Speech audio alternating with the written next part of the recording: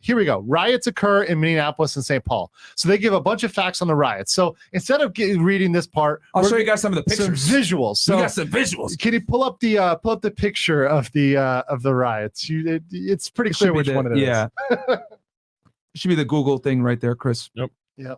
There we go. You got it. All right, so guys, this is what Minneapolis was looking like, man, during all this. So this was during the riot. This was during the trial as well. Like stuff like this was going on in Minnesota during the trial. A lot of stuff like this. Tons of property damage. These were the second most costly riots in all of U.S. history. You guys want to know how bad it was? So, so Destiny, as you guys know, she comes on the show. She helps us out behind the scenes as well. She was living in Minneapolis at the time. What's up? Quantum. Yeah, Quantum. Yeah, Quantum. So she was living in Minneapolis at the time. So she got really sick, guys, and she called 911. And literally they told her, "Oh yeah, no, we can't come out." And it wasn't until she called like several times, and they eventually came like 2 hours later. And this is right in the middle of the riots. And they were, I don't know if like they were trying to defund the police and everything else like that. Yep. But guys, emergency service were essentially suspended. Yes. You know what I'm saying? For a period of time, things were on fire. Businesses were destroyed. The city is still in shambles to this day. Even 2 years later, as you guys can see, like it was crazy. And remember all the riots that spawned off of this. Like this is once again, this spawned so many other riots. Then of course, during the trial, we had Dante Wright and the riots that came off of that. So it was a lot. All right. And then we had the biggest thing, and this is most controversial, was during the trial, we had a sitting representative in Congress make a inflammatory statement about the trial. Oh shit! All right, let's pull that up. This is craziness. Fucking craziness. Okay, 1 second. Is that which one? Maxime Waters to demonstrators. Yeah. Okay. So play this as a short clip. Some of you may have seen this. Can we enlarge it, Chris? Yeah, let me play it on Chrome. Firefox. Okay. Yeah, and this woman is she's a representative out of California. From California, Maxime Waters. Some of you know her, some of you may not, but she's in the government, right? This is a person who's in the government. So they're they swear an oath to the government and the Constitution, right? And she knows that protecting fair trials is important, not just it's a cornerstone of the United States. Yes, on multiple. And she's over amendments. here as a government employee doing this shit. Crazy. I am very. 1 second.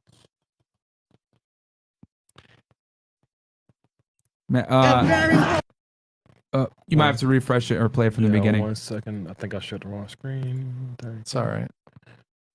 There we go. All right, there we go. Bam. I am very hopeful, and I hope that we're going to get a verdict that is say guilty, guilty, guilty. And if we don't, we cannot go away. And not just manslaughter, right? I mean. Oh no, not manslaughter. No. This is guilty for murder. I don't know whether it's in the first degree, but as far as I'm concerned, it's first degree. Congresswoman, what happens if we do not get what you just told? What should the people do? What should protesters on the street do? I didn't hear you. What happens? What should protesters do? Well, we got to stay on the street, and we've got to get more active. We've got to get more confrontational. We've got to make sure that they know that we mean business. Okay, so that's the controversial statement. And let me say, when she said this, guys, the judge in the case, Peter Cahill, the actual judge said in court that this was the most idiotic thing he's ever seen, because this statement alone could be enough. Just this statement alone. The judge said this, that on appeal, this statement alone could be enough to overturn. Yep. Alone. The judge said that. That's not even me saying this. That's not my interpretation. I'm just telling you what the judge said in court.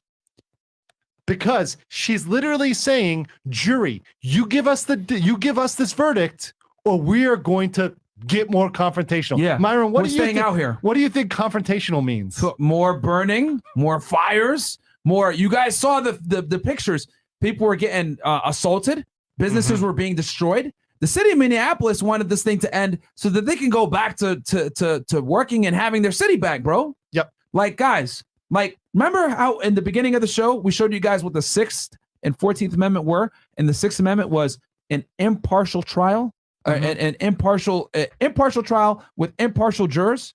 Guys, I don't know what proves that. You got a government employee from California coming all the way over to Minnesota, talking shit, out there protesting with you guys. And mind you, guys, this was May of 2020. This is in the middle of the pandemic, right? That's why she's wearing that crazy mask and all that other shit, right? Coming from California all the way in Minnesota, saying this as a government employee.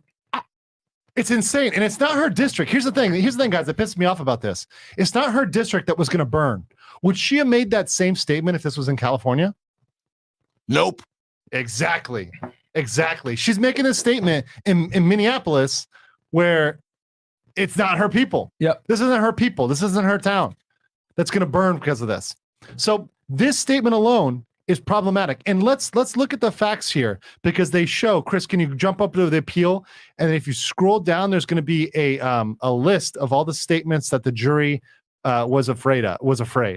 So the jury literally came out and made multiple statements in the brief. You're going to see it here.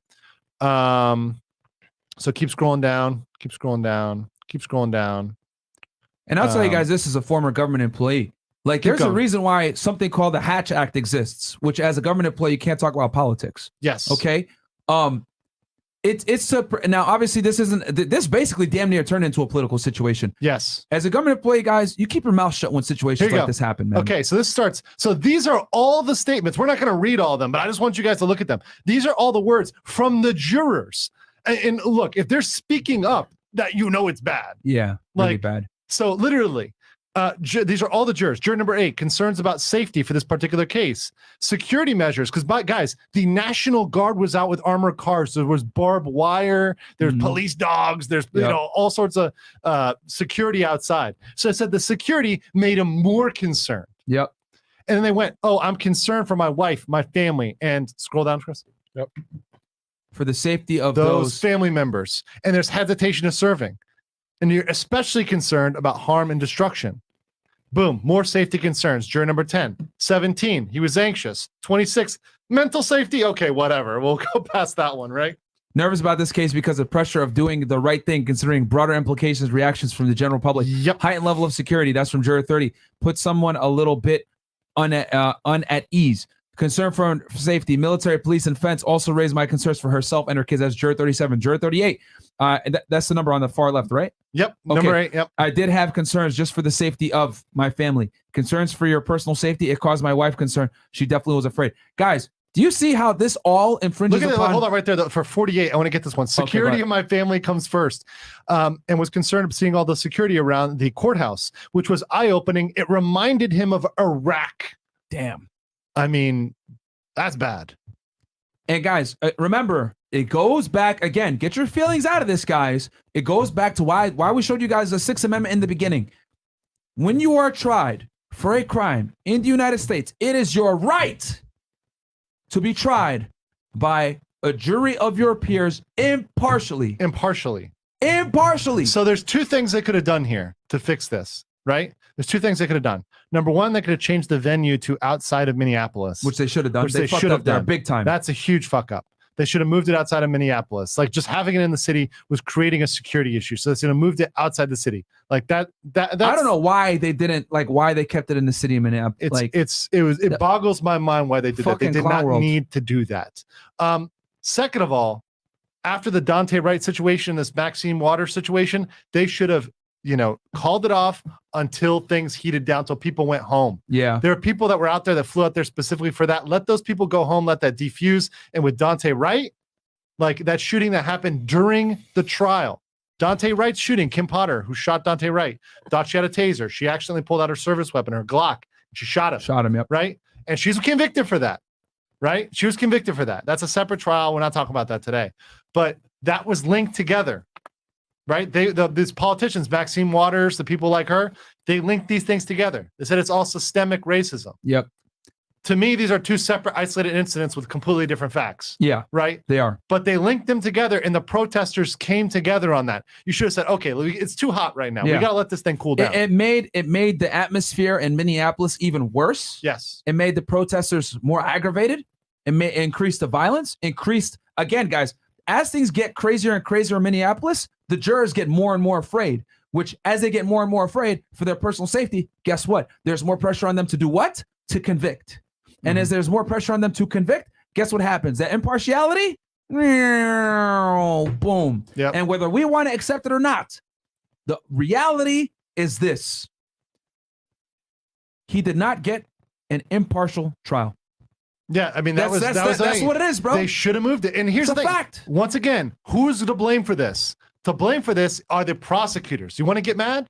Blame the prosecutors because they had the They fucked power. up. They control so much of the case, the prosecutors. They screwed up. They had unlimited money. They had unlimited attorneys. They could have put as much time as they wanted on this. By the way, Chauvin was sitting in jail. He wasn't out on bond. He was sitting in jail during this. I mean, he's not going anywhere. Yeah. He's in jail. He's serving the sentence just like he'd be serving the sentence if he was convicted. So just leave him in jail. They should have let him sit in jail, no bond. Yeah. Waited it out, pick a safer venue out somewhere in the middle of nowhere, right? Another county that's safer, that's more rural. Have that same security, but in a rural area. Yeah. You know what I'm saying? And yeah, guys, I mean, this is the thing that's like I said before, man.